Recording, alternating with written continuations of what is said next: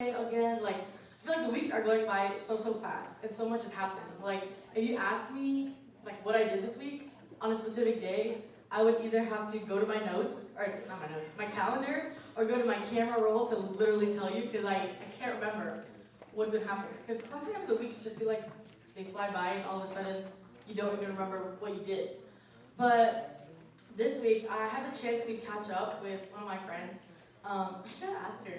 I'm sure she's okay with me telling this story. It's not even bad. But I had a chance to catch up with one of my friends from college that I met in my senior year. So if you're a senior in high school or college, don't feel like you can't meet people and you can't still make friends, even if it's like already, you feel like, oh, I'm already a senior, I'm about to leave anyways. Because I met some of my best friends from college that I still talk to now after I graduated in senior year. But anyways, we were eating at this restaurant in Chinatown, and she was telling me, because I haven't seen her since before I graduated. And it was, like those friends that you have that were like, yeah, oh my god, let's hang out, or yeah, let's catch up. And then it's like, that's it. And then the next time you see them 2 months later, it's like, yeah, we should hang out, or yeah, we should catch up. And then it never happens. I feel like I'm not the only one, but this kind of friend, at least, Zoe for me, is someone who, when we meet up, it's no time has passed. We just click right away. And we're having some interesting conversations. She's telling me all about her summer, and I know it's way past what you did over the summer, but because I haven't seen her in so long, I was so curious. And she was telling me that her and her parents went on a cruise. Okay, bougie cruise. What did I do over the summer? Work. But she went on a cruise with her family to Europe.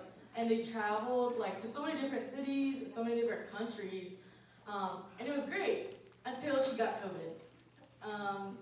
During the cruise, and it's one thing to get COVID when you're at home and you're in the convenience of your bed, your mom is bringing you your food to your room.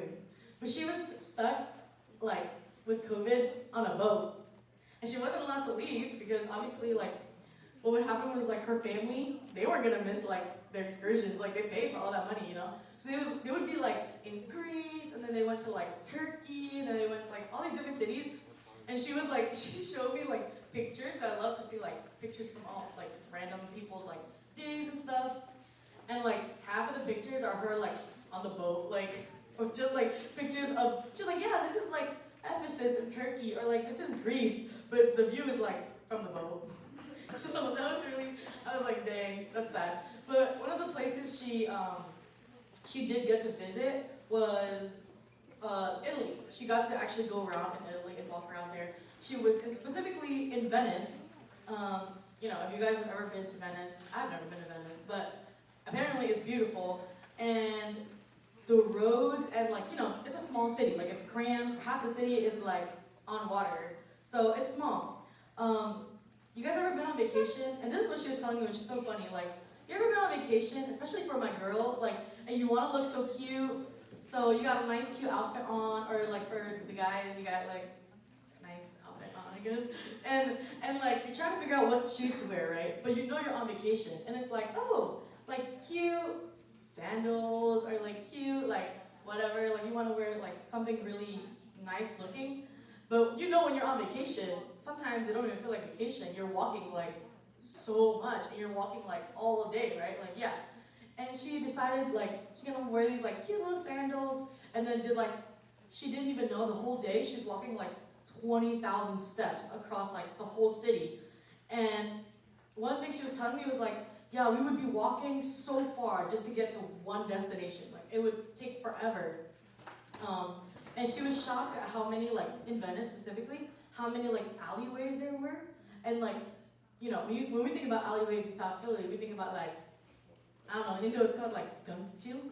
Just little alleyways that are really hard to, go through. But usually, there's a sidewalk, right? In Philly, at least we think of roads as sidewalk and then road where the cars go, most of the time. But there, it was all the same. Where people walk and where the cars go, it's all the same. So you kind of have to move around, and it's tight, it's crammed, it's small. And she was telling me she's about my height, probably a little bit shorter, but a tiny bit. She's really cute and mini, and she was we would be walking through these little alleyways and really like small roads. Just like, and I had no idea where we were going because it would be like 20 minutes and we still didn't get there yet. And I was like, oh, that's so funny. So then like, what would happen? She goes, yeah, we would just be walking, and then I would be getting tired, I would be getting annoyed. At this point, I'm like trying to enjoy the vacation, but I wore the wrong shoes, and like I'm on this trail, like walking on the cobblestone and like rocks and stuff. And she's like, but all of a sudden, out of nowhere, it's like you exit like a small, really alleyway, and then it's like, you know, whether it's a beautiful, like historic attraction or it's like a beautiful restaurant or something, so it looks really nice. It just took so long to get there, and the road was tight. So, I mean, some of you guys might be picking up what I'm putting down, but it was so funny because I met with her on Thursday, and I thought that this like story or small illustration was like perfect for what I wanted to talk about today, which was, I wanted to talk about the narrow gate. Have you guys heard of that before, the narrow gate? If you guys are like Sunday school veterans, or you guys, I mean, I heard this a lot growing up, like in passing, but I feel like I've never heard it talked about like as I'm older, like as a Christian, because Jesus talked about like this story when he was preaching his Sermon on the Mount. You know, so if you know the Beatitudes and like those stories and teachings and parables that Jesus taught, this is all like kind of the same thing. So crowds were like following Jesus, and he was telling them like how to live their life. Jesus was also giving them warnings about what was to come, like what was to come after he died, that he was going to die, you know, that we were going to live after anticipating his second coming. So, narrow gate. The title of my sermon today is Enter, oh slay, Enter the narrow gate. Can we say that together? 1, 2, 3. Enter the narrow gate. Thank you so much, Kevin, for that. So cool. So, the majority of my sermon today is only going to be based off of 2 verses. Just 2. It seems like, what? Like, you're only reading 2 verses? Some of you are probably thinking like, ooh, thank God we're not reading like a whole chapter or whatever, but I'm like, trust me, there's a lot in these 2 verses. So let's jump right in.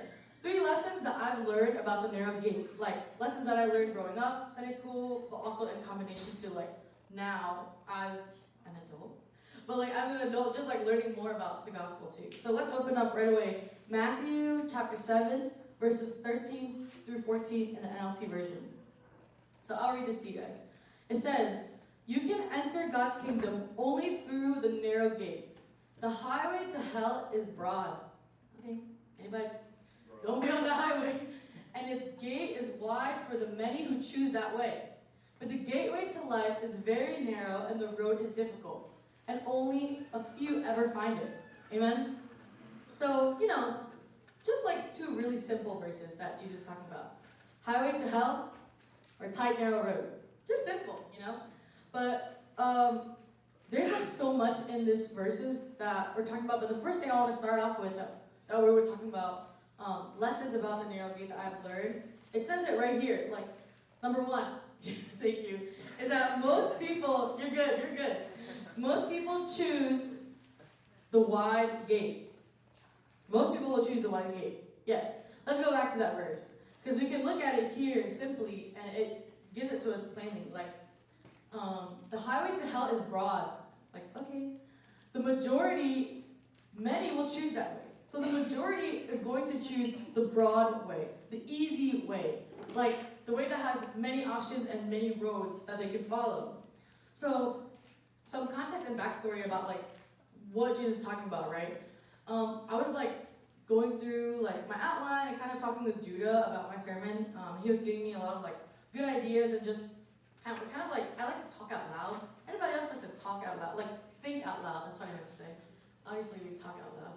But anyone else like to think out loud? Like that really, for me, it's really helpful. And when we were talking, I was telling Judah about how I was researching like about this passage.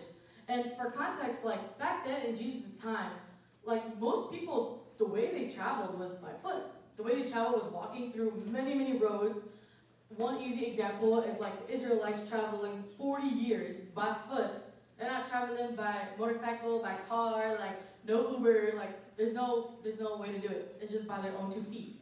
And back then, like a lot of the bigger roads, like the roads that many people walked on, the busier roads, like I guess if you compare it to like Broad Street, like a busy road, it was for people who were walking like doing international like travel, like whether they were doing trading, like trading goods, or whether they were just getting quickly from one place to another. That was like the common roads. But the roads that like were narrow and were smaller were the roads that like Jesus often took. He often didn't take the roads with a lot of people and a lot of crowds just walking on, but Jesus took the roads that were smaller and the roads that were kind of more narrow to walk. It probably wasn't even like a road like you think of today. It was probably like just dirt and like gravel and like rocks, So like that's what we see here, right? Like it says the highway to hell is broad and its gate is wide for many who choose that way. So the reality is that if we're not careful, entering God's kingdom, like most people in our lives, whether you think about like your friends, whether you think about people that you know at school who aren't believers, but maybe even people who are believers, I feel like oftentimes we are so quick to separate ourselves from non-believers because like, oh, we're better than them or something, or like we feel like we have, we know more, so that makes us more entitled to salvation. But that's like not true at all. If anything, most of the people that you have, I hope not, but most of the people in our lives that do claim to know Jesus and claim to follow Jesus won't actually find the narrow road. Like Jesus said himself, like they won't actually find it. They will choose other ways. Like they'll go to church on Sunday. Like my mom has said this to me before. Like in Indo, it's called like stormuka. You're just like putting your face there, like, oh yeah, I showed up. Hey, and then like you leave and you get nothing from it. Or you show up on Sunday and then we put on a different persona. Like if someone were to come up to you and meet you at church for the first time, you act a certain way. But if they were to meet you on the street or meet you like at your school or at your job, like, whoa, you're a completely different person, Most people choose that way. Most people choose the easy way, the way that's convenient, the way that's like taking control of their life. So that was the first thing. And the Pharisees, the people in Jesus' time who were like the Jewish leaders, they also chose the broad gate, the wide gate. They only wanted to use their platform. They only wanted to use like what they knew as their belief in God for self-righteousness, to show off to others like, wow, I'm so better. Like I follow all of these rules by the book, like to the T, by the book, to the point where they're shaming other people publicly when they don't, but they're not getting anything out of it. They're not actually finding and following the narrow road. All they're doing is just like putting others down, and doing it all to glorify their own self-righteousness. So that's the first point, is that the wide gate is the one that most people will choose, whether we believe it or not. Which leads me, it makes sense that the second point would be that the narrow gate is exclusive. Everyone say exclusive. And when I was trying to think of how to word this, I thought it was funny because Judah initially told me oh, you should title it Jesus is exclusive. And I'm like, all right, little, it might seem controversial, but I feel like it's not talked about enough. How he's not wrong, the fact that following Jesus is exclusive. It's like when you have a relationship or when you're in a family, that's exclusively your person, exclusively your family, you're not moving from one place to another. Let's open up the verse again. It says, you can enter God's kingdom only through the narrow gate. Only. I feel like sometimes we make the Bible so complicated, and like Ethan was saying last week, sometimes it's really simple, for us to understand. We like to compromise, and sometimes when we're making decisions in our life, we're like, oh, should I be doing this, or should I be wearing this, or should I be saying this? But sometimes if you have to really ask yourself those questions and think about it, and to where the options are not black and white. I mean, life isn't black and white, right? But sometimes I feel we tend to, we know in our hearts, what is right, or maybe what we shouldn't do, or what we shouldn't say, or the ways we shouldn't follow, but we make things more complicated. But here, Jesus is saying, the only way to enter God's kingdom is through the narrow gate. And this, is perfect because the gate is intentionally narrow. Everyone say intentional. Jesus didn't make a mistake here by saying, like, the highway to hell is broad, but only a few will find the way of the narrow road. Jesus was intentional when he said that. Why? Because Jesus is a jealous God. Like, he wants us all to himself. He doesn't want us to be like, waiting on other things or like going to other things to find our satisfaction, to find pleasure, or to find comfort. And let's open up to John 14, chapter 6, where Jesus specifically told him, this verse connects perfectly to what we're talking about by the narrow way being the only way. Jesus told him, I am the way, the truth, and the life. No one can come to the Father except through me. Let's read that all together. One more time. 1, 2, 3. Jesus told him, I am the way, the truth, and the life. No one can come to the Father except through me. Amen. And, the way, there's so many reasons why the narrow gate is the right way. And the narrow gate is intentionally narrow. So, this made me think of roads and talking about gates always makes me think of driving. And I don't know if any of you guys here drive. Maybe you had your license for quite a while. Maybe you just got your license. Or maybe this is your nudge to go get your license. But, it's okay. But near my house, on my street, there's 2 alley streets, right? Living in a small street, parking is terrible. So there's a street called Earp Street. Yes, that's right. Earp Street, and there's a street called Sears Street, right? And I'm not putting myself out here on camera saying that I speed, because I don't. But when I'm trying to get somewhere quicker, or when I'm trying to get to my house fairly quicker, I will 9 times out of 10, or usually it's if I'm trying to catch a parking spot that I know is there, and I just have to get around the corner a little bit faster, I will go down Sears Street, because you can kind of just get away with zooming right down the street, nothing is wrong. But when I go down Earp Street, and if you've been with me in the car when I'm driving home before, because my brother will always call me out on it, because he's much better at driving than I am, but don't tell my son that. I'll never ever. But when I go down Earth Street, I'm not even on the gas. I'm just letting it roll down and my hands are clenched tight on the steering wheel, and my eyes are on the mirror, on the back, on the side mirror, checking to make sure. And if you guys know my dad, he loves his cars. His cars are very precious to him. They're his second children, which gives me a lot of anxiety, but I guess it's also good because it makes you pay attention.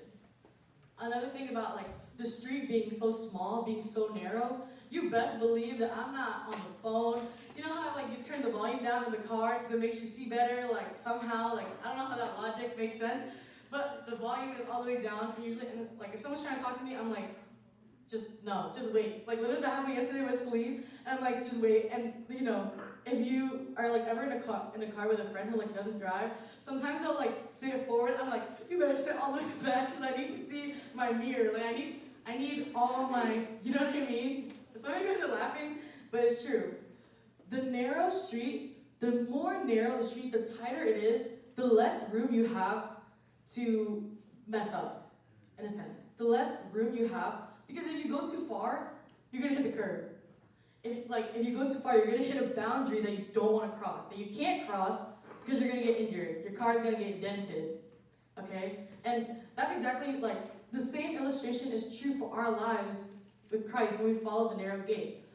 Jesus is making this way for us intentionally tight so that we're not becoming Christians and becoming people who are living our daily life just on autopilot.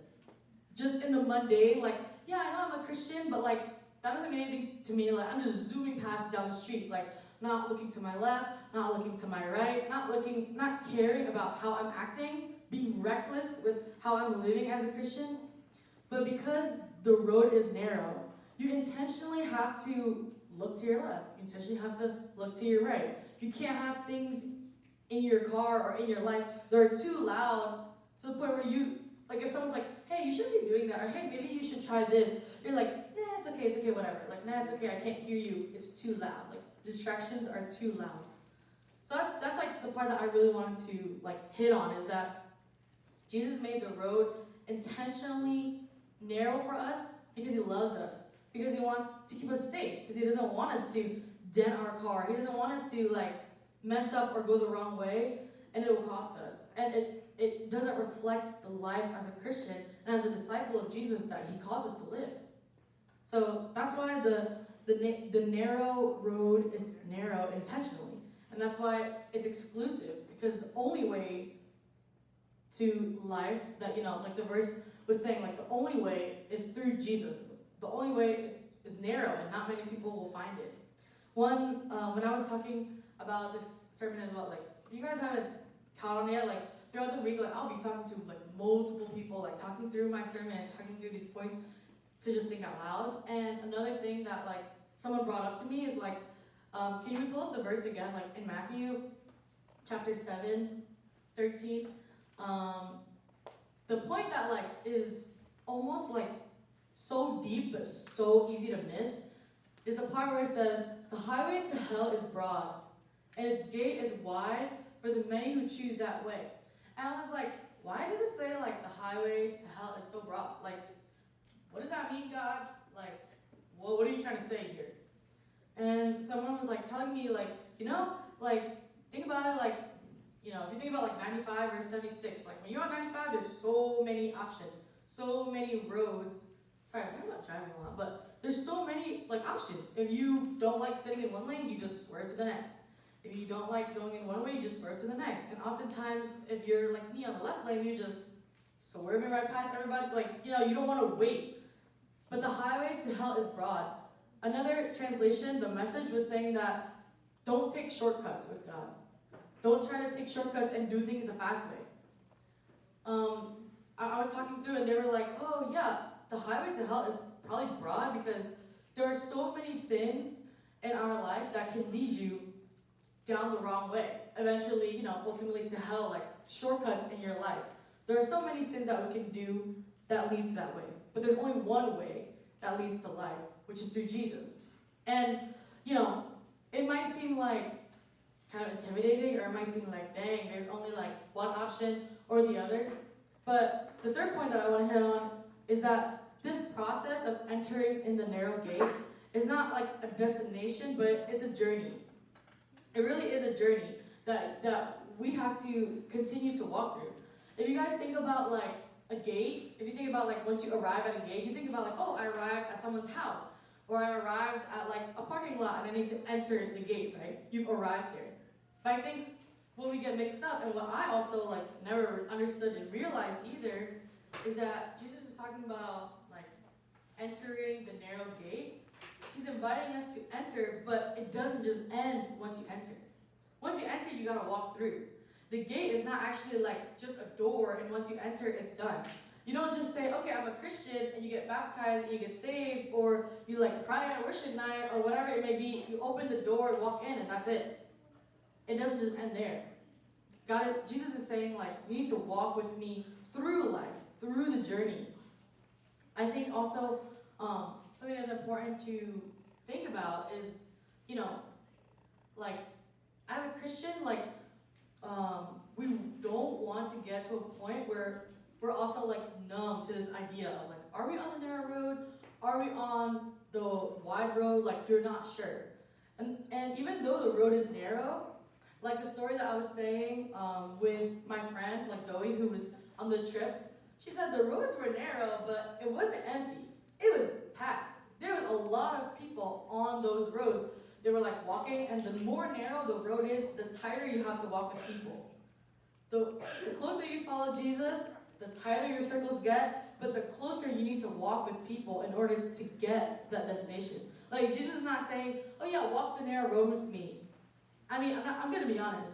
When you walk the narrow road, sometimes it's going to feel lonely because the road is narrow, right? Sometimes it's going to feel like nobody is there, and you're like, God, like, I feel like I'm not doing enough, or I feel like this road is so hard. I feel like no one understands me. Why did you choose me to go through such a difficult time that like no one else seems to be here? Everyone else seems to have it all together. Everyone else seems to have a better life, or a better situation, or better family, right? But Jesus is saying, when you walk this narrow road with me, like my friend's story, people are close by to you. Are we gonna walk in community with people and live close with them and like do life together with them, like as Jesus calls us, or are we gonna choose to walk on the wide road where we have options to stray away from God or stray away from our community so easily, right?